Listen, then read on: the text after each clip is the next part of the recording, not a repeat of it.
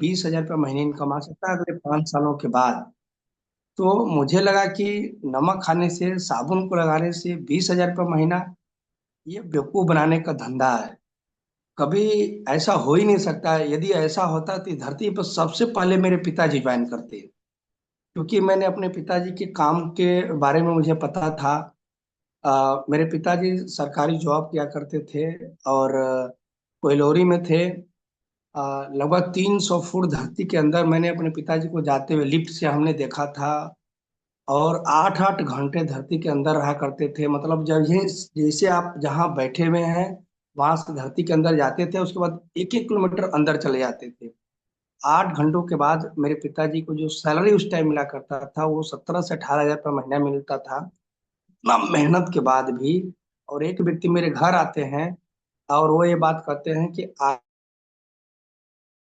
समय में अगले 5 साल के बाद 20,000 रुपये महीने कमाएंगे, अगले 5 सालों के बाद। तो मुझे लगा कि अगर इस तरीके का यदि ये सिस्टम यदि होता, अगर ऐसा होता, पहले हमारे पिताजी ज्वाइन करते, क्योंकि इतना मेहनत के बाद पैसा लाते हैं तो ये आसान काम है। लेकिन ये ऐसा होता नहीं होगा, बेवकूफ बनाने का धंधा है। लेकिन उन्होंने बातों बातों में एक बात कही कि जीतन जी, इसका प्रोडक्ट बहुत बढ़िया है, इसका पहले प्रोडक्ट इस्तेमाल कीजिए। और हमने प्रोडक्ट इस्तेमाल करना स्टार्ट किया, प्रोडक्ट बढ़िया लगने लग गया। मैंने कहा चलो प्रोडक्ट इस्तेमाल करते हैं। 2-4 महीनों के बाद हमारे घरों में 512 रुपये की महीने की इनकम आती है, एक महीने का। पहली इनकम जो थी 512 रुपया। और मुझे बड़ा अच्छा लगा। स्टूडेंट लाइफ में 512 रुपया उस टाइम बहुत काफी हुआ करते थे, क्योंकि जिस स्कूल में मैं पढ़ा करता था स्थिति इतनी अच्छी नहीं थी कि हम अच्छे स्कूल में पढ़ पाए। नाम की केवल पिताजी सरकारी जॉब था। हम 4 भाई 3 बहनों का परिवार था। परिवार हमारे से जितने भी बहन तीनों थी, सब के सब बड़ी थी। जब भी पिताजी किसी की शादी करते थे तो 3 साल 2 साल तो कर्जे में डूबे रहते थे, कोई काम नहीं करते थे। तो अच्छी स्थिति ना होने की वजह से अच्छे स्कूल में हम लोग नहीं पढ़ पाए। महीने के 1 से लगा के 5 तक पढ़ाई जो हुई, वो पढ़ाई हुई 2 रुपया महीने देके। और 3 से 6 से लगा के 12वीं तक क्लास में जिस स्कूल में हमने पढ़ाई किया उसका 3 रुपया फीस हुआ करता था उस टाइम। टाइम पे वो भी पैसे नहीं मिल पाते थे। स्थिति बहुत ही दयनीय हुआ करती थी।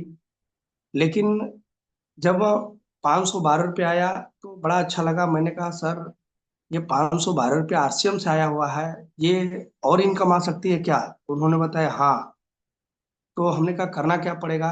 तो उन्होंने बताया कि आप अपने परिचितों की एक लिस्ट बनाइए और उन्हें आरसीएम बताइए।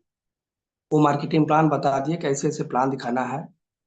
और हम उसी तरीके से प्लान दिखाना स्टार्ट किए। लोग बहुत ही मजाक उड़ाते थे, बहुत ही। मतलब मैं जो सोचा नहीं था उस तरीके के शब्दों को संबोधित किया करते थे। मुझे लगता था कि हम सब कुछ कर जाएंगे लेकिन आरसीएम हम नहीं कर पाएंगे। और कभी कभी मैं टूट जाता था, मैं करने के चाहता था लेकिन हम कर नहीं पाते थे। लेकिन साथ में स्कूल भी था मेरे साथ। तो मैं संडे टू संडे आरसीएम करते थे। मैं सदराजा से मेरा मुगल सराय की जो दूरी है लगभग 30 किलोमीटर दूर था। हम कभी भी आते थे तो साइकिल से ही आते थे। 30 किलोमीटर, 40 किलोमीटर, 50 किलोमीटर हम साइकिल चला चला के लोगों को आरसीएम बताने के लिए जाते थे। कोई नहीं सुनता था। मैं बहुत मायूस हो जाता था। मैं घर जब जब जाता था तो मेरे सीनियर फोन किया करते थे कि जीतन जी कुछ ज्वाइनिंग आई। मैंने कहा सर कि कोई जुड़ने के लिए तैयारी नहीं है। जब भी मैं लोगों को आरसीएम बताता तो एक बड़े सरल स्वभाव में लोग बोल जाते हैं कि अभी आपकी उम्र है पढ़ने लिखने का, ये फालतू कामों में अपना टाइम मत खाएं। मैं एक बार नाना के यहाँ गया था आरसीएम बताने के लिए। वो सरकारी जॉब करते हैं, वो आते आए थे वहां से और मैंने उनको आरसीएम बताया। मेरे सर के ऊपर बाल सहला के बोले कि बेटा तेरी उम्र में मेरा भी बाल ऐसे सब वाइट काला था। यूं ही सफेद नहीं हो गए हैं कि नमक खाने से 20,000 रुपये महीने इनकम आती है। ये सब फालतू बकवास का काम है। तुम दामाद जी का नाम खराब कर रहे हो। दामाद जी बोले तो मेरे पिताजी। मैंने कहा कि अरे, मैं इतना गलत काम कर रहा हूँ कि इनके दामाद यानी मैं अपने पिताजी का नाम खराब कर रहा हूँ। मैं बहुत ही परेशान हो गया। मैंने कहा कि इतना जब गलत काम है तो मुझे नहीं करना। मैं बैठ गया। लेकिन मेरी एक अच्छाई आप समझ सकते हैं, वो चाहे वो बुराई समझ सकते हैं, मेरे अंदर कुछ भी निगेटिविटी चलता था तो मैं अपने सीनियर अपलाइन को जाके बताता था। मैंने रिस्पेक्टेड पारस सर के यहाँ गया, मैंने कहा कि सर ऐसी ऐसी घटना घटी है मेरे साथ। मेरे नाना जी ऐसे ऐसे बोले हैं। बोले जीतन जी, ये हम लोग दुनिया से हट के काम कर रहे हैं, थोड़ा सा परेशानी आएगी। थोड़ा चलते रहिए। 5 साल का मैंने आपको टाइम दिया है, 5 साल चलते रहिए। आप आरसीएम करेंगे तो भी 5 साल बीतेगा, नहीं करेंगे तो भी बीतेगा। तो मैं संडे टू संडे आरसीएम करता था। फिर स्कूल हम गए और मुझे बताया कि 2 लोगों को मार्केटिंग प्लान आपको दिखाना है रोज। मैंने कहा ठीक है सर। हम 2 लोगों को प्लान दिखाने लग गए। सर का कहना था कोई जुड़े या ना जुड़े, आपको 2 लोगों को प्लान दिखाना है। मैं यही काम करना स्टार्ट किया। कोई मिलता तो प्लान दिखाता, नहीं मिलता नहीं दिखाता। लेकिन अचानक से एक हमारे स्कूल में ही हमारे साथ एक पढ़ते थे जिनका नाम है मनीष। मैं मनीष से को कहा कि बहुत दिनों के बाद कि मनीष आरसीएम आप ज्वाइन कर लीजिए। उन्होंने कहा कि मैं आरसीएम ज्वाइन कर लिया हूँ। हम कहें यार मैं तो बड़ा गलत कर दिया। मैं लोगों को आरसीएम बताता था, लेकिन मेरे क्लास फेलो लड़का, मैं हम दोनों लोग साथ में पढ़ते थे, मैं मुझे मनीष को आरसीएम बताना चाहिए था। लेकिन ये बताइए लड़का निकल गया मेरे हाथ से। मैंने कहा किसके साथ जुड़े हैं?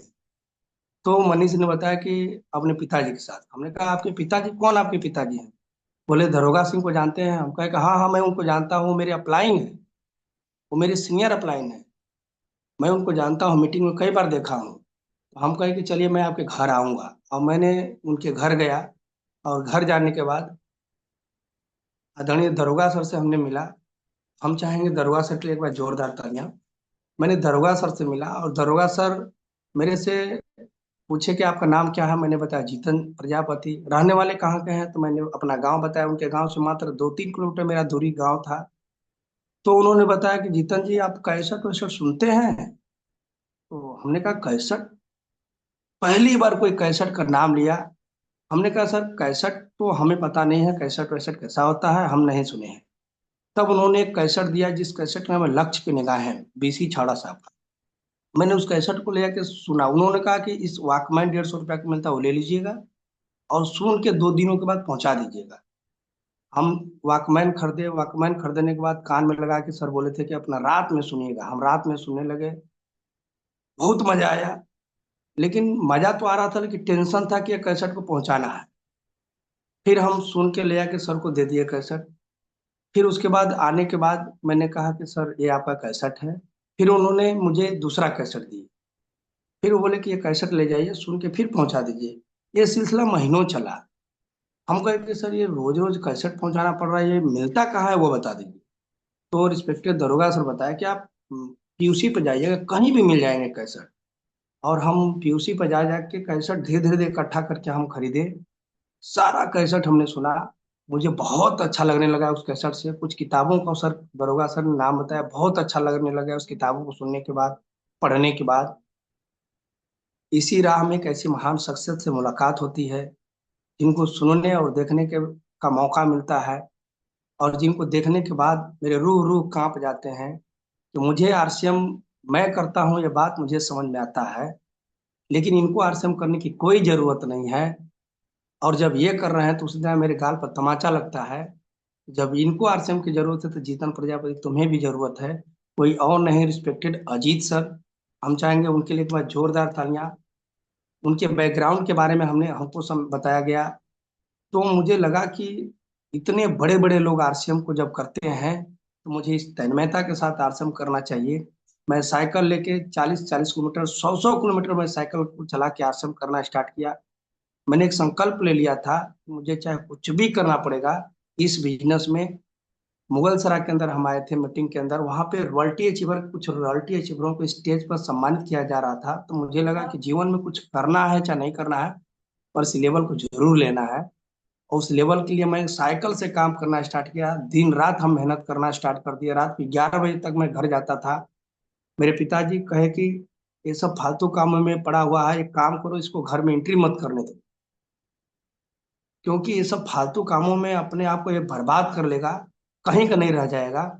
ये सब फालतू काम है। नमक तेल धनिया साबुन सरफ से कभी 20,000 रुपये महीने इनकम आती है? ऐसा हो ही नहीं सकता है। अगर होता तो पहले हम कर रहे होते। ऐसी ऐसी कंपनियों को मैंने बहुत देखा है। आती है, लोगों को टोपी पहनाती और चली जाती हैं। लेकिन मैंने रुका नहीं, क्योंकि मुझे कई अपलाइन से मुलाकात हो चुकी थी। उन लोगों को मैंने कैसेट सुनना स्टार्ट कर दिया था, किताबें पढ़ना स्टार्ट कर दिया था। मेरा विश्वास बढ़ता चला गया था। लेकिन करना स्टार्ट किए, साइकिल से शुरुआत हुआ, और 18 महीनों में साइकिल से मैंने करके इस बिजनेस का रॉयल्टी अचीवर बना था। और पहली इनकम जो आई थी उस टाइम 22,000 रुपये इनकम आई थी। और उस इनकम से मैंने मोटरसाइकिल खरीदा। खुशी हुई इस बात से कि हमारे पिताजी 5 भाई थे, 3 लोग जॉब करते थे, तीनों लोगों ने कभी एक मोटरसाइकिल नहीं खरीद पाए। लेकिन इस बिजनेस के माध्यम से पहली मैं मोटरसाइकिल खरीदा, खानदान का पहला व्यक्ति, जिसका नाम जीतन प्रजापति। ये मेरे लिए बहुत ही खुशी की बात हुई। ये मेरे लिए बहुत ही बड़ा गर्व का विषय हुआ। इस बिजनेस के द्वारा सफर स्टार्ट हुआ, उतराव चढ़ाव खूब आए। जिसके पास मैंने देखा था कि जिनको बैठ के हम लोग के साथ बात करने की क्षमता नहीं हुआ करती थी, वो लोग इस बिजनेस का बहुत काफी विरोध कर रहे थे। लग रहा था कि हम लोग कहाँ पर आके इस बिजनेस में फंस गए। लेकिन अपलायंस से मिलते गए, काम करता करते गए, प्लान दिखाते गए, धीरे धीरे कारवां बढ़ा। टेक्निकल क्वालिफाई हमने किया, फिर पर्ल मैंने किया। कुछ ऐसे लोगों ने ऐसे ऐसे विरोध करने लगे कि मैंने सोचा ही नहीं था, कल्पना नहीं किया था कि ऐसे ऐसे लोग इस तरीके से भाषाओं का संबोधित करेंगे, जिसको लेके हम खूब काफी टूट गए। मेरा बिजनेस एक बार चला गया था शहरों में। एक है अरविंद कुमार गुप्ता जी, उन्होंने जब भी काउंसलिंग हुआ करती थी तो वो बड़े कई शहरों का नाम लेते थे। अब कोई शहरों का नाम लेते थे तो मेरे अंदर लगता था कि यार, क्या हमारा भी बिजनेस ऐसे शहरों में जा सकता है क्या। तो मेरे अंदर लगा कि हम भी कई शहरों में बिजनेस को लेके जाएंगे। जैसे वो सिलवासा का नाम लेते थे, सरज गांव का नाम लेते थे, तलासरी का नाम लेते थे, उमर गांव का नाम लेते थे, वापी का। तो मुझे लगता था कि ऐसा ये नाम बता रहे हैं, लग रहा है कि चकिया, सैदराजा, भभुआ, इस तरीके से नाम ले रहे हैं। ऐसी ऐसी जगहों पे इनका बिजनेस है। तो मैंने कहा कि मुझे भी बिजनेस करना है शहर में। और अचानक से मेरा बिजनेस चला गया दिल्ली। और एक मेरे टीम के व्यक्ति थे उस टाइम, वो स्टार बने थे, उनका बिजनेस, मैं जब रॉयल्टी किया था तो उनका स्टार हुआ था, उनका बिजनेस दिल्ली चला गया। तो मैंने उनसे कहा कि आप एक काम करें कि जो दिल्ली में ज्वाइन किए हैं उनका मोबाइल नंबर मुझे दीजिए, हम दिल्ली जाते हैं। अशोक पंडित जी का वहां पर मीटिंग था, गुड़गांव में। तो वो व्यक्ति तैयार हो गए, मेरे को नंबर दे दिया, हम उनको फोन करके बातचीत करना स्टार्ट कर दिए। बात करना स्टार्ट किए तो उन्होंने कहा यस सर, आप आइए, मैं चलने के लिए तैयार हूँ। और हम यहाँ से दिल्ली चले गए। जब दिल्ली गए, पहली बार मैं शहर में बिजनेस करने के लिए दिल्ली चला गया था। जब दिल्ली हम गए तो वहां पे जाने के बाद ट्रेन लेट हो गई, और लेट होने के कारण वहां पर उन्होंने कहा कि सर आप वहां से ऑटो ले लीजिए, आप एक काम करिए, मेरे मामा के पास चले जाइए, आप मेरे पास मत आइए, ज्यादा अंधेरा हो गया है, दिक्कत होगा आप। एक तो जिस व्यक्ति के पास मैं गया था उसको हम नहीं जानते थे, केवल फोन पर ही बात हुई थी। एक जुनून था कि मुझे शहर में बिजनेस करना था, जुनून के भरोसे हम चले गए थे। उनको हम देखे नहीं थे, केवल फोन के सहारे चले गए। लेकिन वो अपने मामा के यहाँ भेज दिए। हमने कहा क्या ये मामा के अपने भेज दिए, इनके मामा को तो हम जानते नहीं थे। पहले तो उस व्यक्ति को नहीं जानते थे, फिर उसके बाद अपने मामा के भेज दिए। जब वहां गए तो फोन ऑन किए कि सर आप एक काम करिए कि ऑटो रिजर्व करके फला जगह आ जाइए। तो ऑटो वाला को मैंने बताया, तो वो ऑटो वाला ने उस जगह पर मुझे ले जाके छोड़ दिया। और वो ऐसी जगह थी जहाँ पर एकदम सुनसान एरिया था। नई नई कॉलोनी बस रही थी, वो लोग नए नए मकानों में काम करते थे। और वो अंधेरे में मुझे छोड़ के चला गया। और जब हम वहाँ खड़े हो गए अकेले, हम कहे कि यार, यहाँ फोन किए कि हम देखिए एक बिल्डिंग है, जिस बिल्डिंग को आपने नाम लिया तो उस बिल्डिंग के पास में मैं खड़ा हूँ। बोले सर आप वहाँ रहिए, 10 मिनट में हम लोग आ रहे हैं, आगे का रास्ता थोड़ा सा सही नहीं, इसलिए आपको ऑटो वाला नहीं लेके आया है। मैं वहीं खड़ा था, और खड़ा होने के बाद अगले 2-3 मिनट के बाद वहां पर कभी भी आप चले जाइए, जहां अंधेरा होता है, जहां लोग होते हैं, वहां पर कुत्ते आ गए। तो वो लगे भौंकने सब मुझे। जब भौंकने लगे तो एक के देख के कई भौंकने, अब उनकी भाषा वही जानते हैं, कई आ गए। अब कई आ गए तो हम बड़ा परेशान हो गए। लगा कि मुझे खा जाएंगे, मैं डिवाइडर पर चढ़ गया। तो लगा कि अब एकदम ये सब हम खाई जाएंगे, बैग छोड़ के हम खंबे पे चढ़ गए। जब हम खंबे पे चढ़ गए तो वो लोग फोन किए उधर से कि सर आप कहाँ हैं। तो हमने कहा कि सर ये मैं खंबा है ना, यहीं पर मैं इसी पे चढ़ गया, ये कुत्ते सब परेशान कर लिया। वो बड़ा बड़ा लाठी लेके दो तीन तीन लोग आए थे, बड़ी बड़ी गोजी लेकर। हमारे यहाँ गोजी बोलते हैं और लाठी भी बोलते हैं। तो हमने कहा कि अब वो लोग आने के बाद कुत्ते सब भाग गए, हम उतरे। उतरने के बाद हम साथ में गए। जाने के बाद वहां पर रात में हम वहाँ स्टे किए। स्टे होने के बाद हम फिर सुबह में हम लोग मीटिंग में गए। मीटिंग में जाने के बाद वहाँ पर बिजनेस स्टैंड हुआ, बहुत मजा आने लगा, धीरे धीरे बिजनेस बढ़ने लग गया। तब जाके मैं इस बिजनेस का पर्ल से स्टार पर्ल हमने 2019 में हमने किया, 20 में। और बीच में आरसीएम जब बंद हुआ था साथियों, तो मैं आपको बताना चाहूंगा, उस टाइम 2011-12 में मेरी शादी हो चुकी थी। बहुत ही परेशानियों का सामना करना पड़ा, तब जब जाके शादी हुई। मुझे लगा ही नहीं था कि ऐसी भी जिंदगी में परेशानियां आती हैं, ऐसे ऐसे भी जीवन को जिया जाता है। क्योंकि उस टाइम मेरा जहाँ ससुराल था वहाँ पे भी टेक्निकल अचीवर थे लोग, रॉयल्टी अचीवर थे, आरसीएम किया वो लोग हमारे टीम के अंदर हमारे नीचे जुड़े हुए लोग हैं। तो उन लोगों ने एक बहुत ही ड्रीम लेके आए, मेरी शादी किया उन लोगों ने। लेकिन अचानक से आरसीएम बंद हो गया था। मेरी वाइफ कहती थी कि हमें नहीं पता था कि इस तरीके का ये बिजनेस है, कभी बंद भी हो जाएगा। हम कहें कि वही रिस्पेक्टेड पारस सर की बात याद आई। उन्होंने एक बात कही थी, वो बात उस टाइम मुझे याद आया कि देखो जीवन में उतार चढ़ाव आते हैं और आरसीएम खुलेगा। और ये मतलब टोन बीच बीच में कसा करती थी, तो मुझे सहा नहीं रह जाता था, तो मैं चला गया धरने पर। और वहां पे दरोगा सर हम लोग के साथ रहा करते थे, कई सीनियर अपलाइन हम लोग के साथ मिला करते थे। बड़ा अच्छा लगता था उस टाइम, तब जब जाके हम लोग के अपलाइन वहां पर मिला करते थे। लेकिन शाम तक मायूस हो जाते थे कि कुछ अच्छा न्यूज नहीं मिला। घर से भी फोन आता था कि क्या हुआ। लेकिन लगातार लगातार लगातार हम लोग धरने पर बने रहे, विश्वास बनता गया। जब आरसीएम खुला, लोगों के केवाईसी वगैरह के हम लोग जम के लगे, वो काम करना स्टार्ट किए फिर उसी गति से। और उसके बाद मैं टेक्निकल बना, उसके बाद मैं स्टार पर्ल बना, स्टार पर्ल के बाद एक अच्छी खासी इनकम आई। उसके बाद फिर आगे कारवां बढ़ता गया। अभी मैं इस बिजनेस का एमराल्ड मैंने किया हूँ। इसमें सबसे ज्यादा किसी का रोल था आदरणीय रिस्पेक्टेड अजीत सर का, जिन्होंने मेरे को काफी मोटिवेट किए।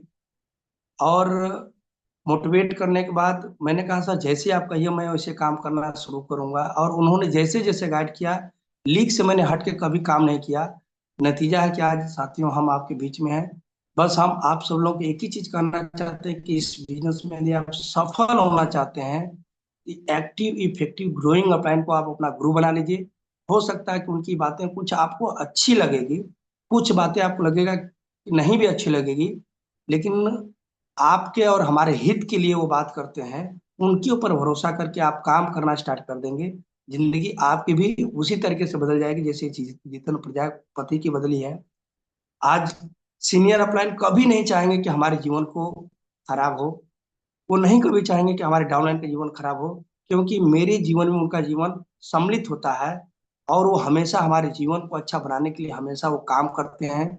इसलिए मैंने आरसीएम में आने के बाद एक चीज जरूर सीखा है कि दुनिया में हर आदमी एक दूसरे को धोखा दे सकता है, कोई किसी को भी धोखा दे सकता है। लेकिन आरसीएम के अंदर अपलाइन एक ऐसी है कि आपको कभी धोखा नहीं दे सकती है, क्योंकि उनका लाइफ हमारे लाइफ के साथ अटैचमेंट होती है। साथियों, ऐसी सीनियर अपलाइन को मिलना बहुत बड़ी बात होती है। और उन लोगों पर भरोसा करके हम आप सब लोगों को काम करने की जरूरत है। सो बहुत बहुत धन्यवाद रिस्पेक्टेड दरोगा सर का, रिस्पेक्टेड अजीत सर का, रिस्पेक्टेड भारत सर का, हमारे सीनियर अपलाइन का, और इस मॉर्निंग सेशन को संचालित करने वाले रिस्पेक्टेड दरोगा डी कुमार सर का, जिन लोगों ने कि इतना अच्छा प्लेटफॉर्म को तैयार करके हम लोग को उन लोगों ने दिया हुआ है। और हम लोगों को बूस्टअप करते हैं एक एनर्जी की तरह। एक बहुत ही बड़ा हम लोग को ज्ञान दे जाते हैं आदरणीय रिस्पेक्टेड एसपी वर्मा सर। बस हम सब लोग अगर इस बिजनेस में कामयाब होना चाहते हैं तो इस मॉर्निंग सेशन को पकड़ के काम करेंगे, तो सुनिश्चित है कि हम लोग की कामयाबी बहुत बड़ी आ सकती है। बहुत बहुत धन्यवाद वर्मा सर। Thank you. जय आर सी एम। एक महीने की हाईएस्ट इनकम और टोटल इनकम? एक महीने की हाईएस्ट इनकम 1,64,738 रुपया। और टोटल इनकम तकरीबन 80 लाख से ऊपर है, मैंने काउंट नहीं किया है सर। Thank you. बहुत शानदार, एक बार जबरदस्त ताली बजाएंगे आप लोग। बहुत जरूर शानदार, जरूर। बहुत शानदार, बहुत शानदार। बहुत एक शानदार। लाख चौसठ हजार एक महीने की हाईएस्ट इनकम, बहुत शानदार। सैल्यूट करते हैं। और बहुत शानदार सर, बहुत शानदार। आपने झकझोर दिया, आज पूरी कहानी आपने बताया। और अभी हमारे पास 10 मिनट का समय है, तो 10 मिनट में